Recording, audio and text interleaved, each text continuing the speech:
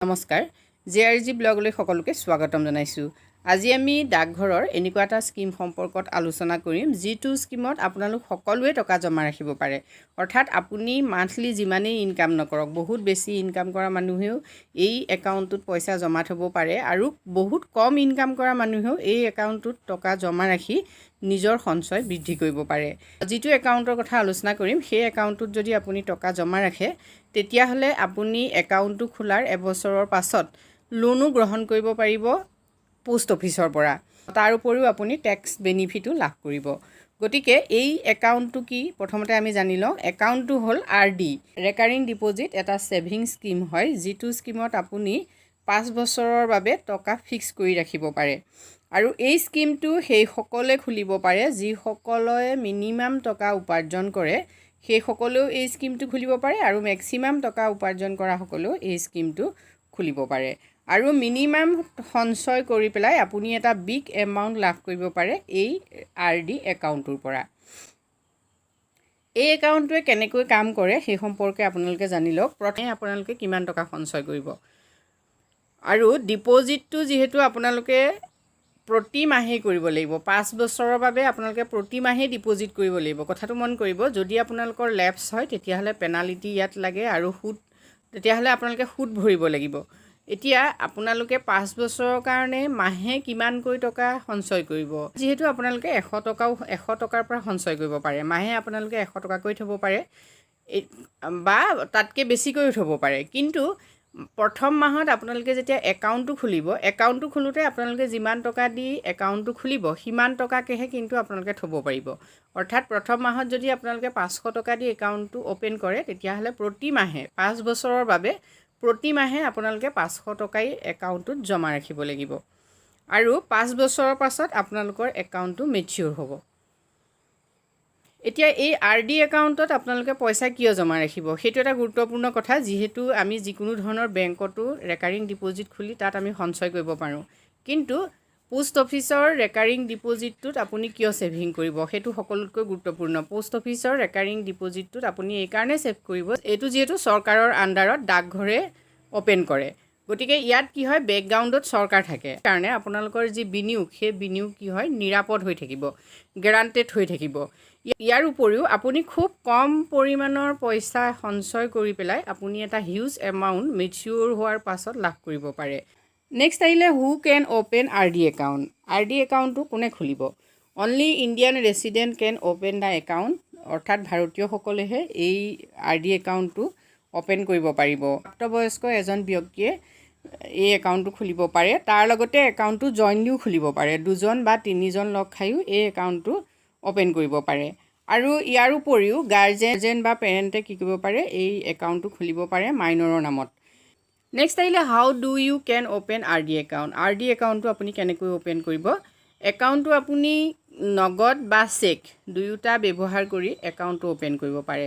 মাত্ৰ চেক দি যদি আপুনি একাউণ্টটো আৰম্ভ কৰে তেতিয়াহ'লে চেকখন যিদিনা আপোনাৰ ডিপ'জিট হ'ব সেইদিনাখনৰ পৰা আপোনাৰ একাউণ্টটো অ'পেন হ'ব। আৰু ইয়াৰ উপৰিও পোষ্ট অফিচত আপোনালোকে একাউণ্টটো খুলিব পাৰে। RD একাউণ্টটোৰ ক্ষেত্ৰত এটা সকলোতকৈ সুবিধাজনক কথা হ'ল যে আপুনি অকল এটা একাউণ্টে যে খুলিব পাৰিব এনে নহয়। আপুনি মেক্সিমাম ইয়াত কি কৰিব পাৰে, ইনভেষ্ট কৰিব পাৰে। ইয়াত কোনো লিমিট নাই আৰু আপুনি একাউণ্টটো কেইবাটাও খুলিব পাৰে। এতিয়া ডিপ'জিট লিমিট অফ RD আপোনালোকে চাওক, minimum deposit amount per month is ₹100। অৰ্থাৎ আপুনি প্ৰতিমাহে 100 ৰুপিজ জমা কৰিলেও হ'ব। No' maximum limit on monthly deposit. Monthly ডিপ'জিটৰ কোনো ধৰণৰ মেক্সিমাম লিমিট নাই। অৰ্থাৎ আপুনি এমাহত 100 টকাও থ'ব পাৰে, 1 লাখ টকাও এই একাউণ্টত জমা ৰাখিব পাৰে।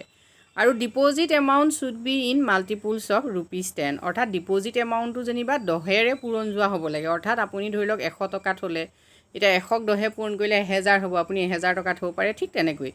তাৰপিছতে once you decide the monthly deposit account it cannot be change thereafter. অৰ্থাৎ মান্থলি ডিপ'জিট আপুনি যিটো প্ৰথমে ঠিক কৰিলে সেইটোৱে আপুনি কি কৰিব লাগিব, 5 বছৰলৈকে দি থাকিব লাগিব, সেইটো আপুনি চেঞ্জ কৰিব নোৱাৰে। এতিয়া ইণ্টাৰেষ্ট ৰেটটো চাওক, যিটো current annual interest rate is 6.2% আৰু আগৰ ইণ্টাৰেষ্ট ৰেট আছিলে 5.8%। মন কৰিব, যিহেতু ইয়াত কি হয়, কোৱাৰ্টাৰলি ইণ্টাৰেষ্ট ৰেটটো বৃদ্ধি কৰা হয়, হ্ৰাস বৃদ্ধি কৰা হয়। এপ্ৰিল মাহত চৰকাৰে সকলো স্কিমৰে ইণ্টাৰেষ্ট ৰেট বৃদ্ধি কৰিছে।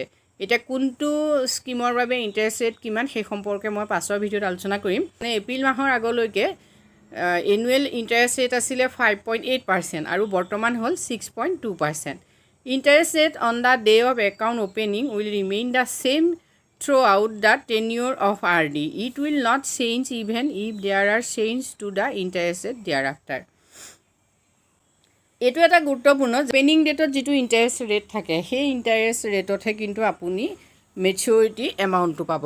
মেচিউৰিটি পিৰিয়ড যিহেতু 5 years, প্ৰি মেচিউৰ ক্ল'জাৰ আপোনালোকে কৰিব পাৰে যদি RD একাউণ্টটো প্ৰি মেচিউৰ কৰে after 3 years from date of account opening. মানে আপোনালোকে 3 বছৰৰ পাছত এই একাউণ্টটো কি কৰিব পাৰে ক্ল'জ কৰিব পাৰে। In this case interest amount will be calculated as per interest rate post office saving bank account applicable from time to time since the account opening date. আৰু গুৰুত্বপূৰ্ণ কথাটো হ'ল এই একাউণ্টটোৰ পৰা আপোনালোকে লোন ল'ব পাৰে।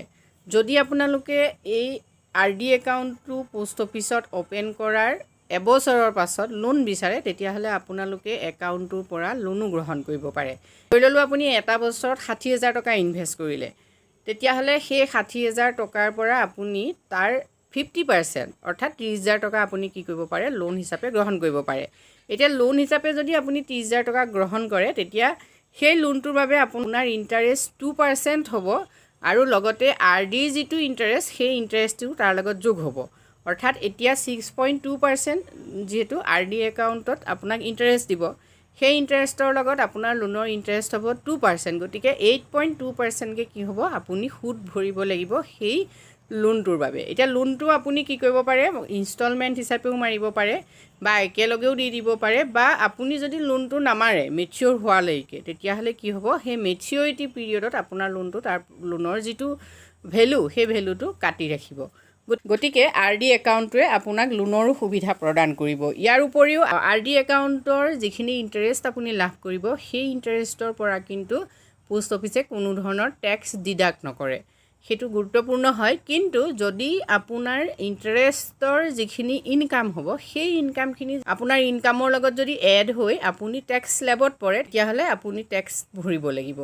গতিকে RD একাউণ্টটোৰ জৰিয়তে আপুনি যথেষ্টখিনি লাভ আহৰণ কৰিব পাৰে। ইয়াৰ লগতে আৰু এটা কথা আছে, 5 বছৰৰ পাছত মানে মেচিয়ৰ হোৱাৰ পাছতো আপুনি এই একাউণ্টটো আৰু 3 বছৰ বা তাতকৈও বেছি সময়ৰ বাবে এক্সটেণ্ড কৰিব পাৰে আৰু তেতিয়াও আপুনি কি হয় একাউণ্টটোত যিটো RDৰ ইণ্টাৰেষ্ট সেই ইণ্টাৰেষ্টটোৱে আপুনি লাভ কৰি থাকিব পাৰে। যদি আপুনি সঞ্চয়ৰ অভ্যাস গঢ়ি তুলিব খোজে, সঞ্চয়ৰ দ্বাৰা উপকৃত হ'ব খোজে, ভৱিষ্যত সুৰক্ষিত কৰিব খোজে, তেতিয়াহ'লে আপোনাৰ বাবে পোষ্ট অফিচৰ এই RD একাউণ্টটো যথেষ্ট প্ৰয়োজনীয় হয় আৰু এই RD একাউণ্টটোৱে আপোনাৰ ভৱিষ্যত সুৰক্ষিত কৰাটো নিশ্চিত। আজি ভিডিঅ'টোত আমি আপোনালোকৰ বাবে এইখিনি তথ্য আগবঢ়াইছোঁ। যদি উপকৃত হৈছে কমেণ্ট কৰি জনাব। ধন্যবাদ।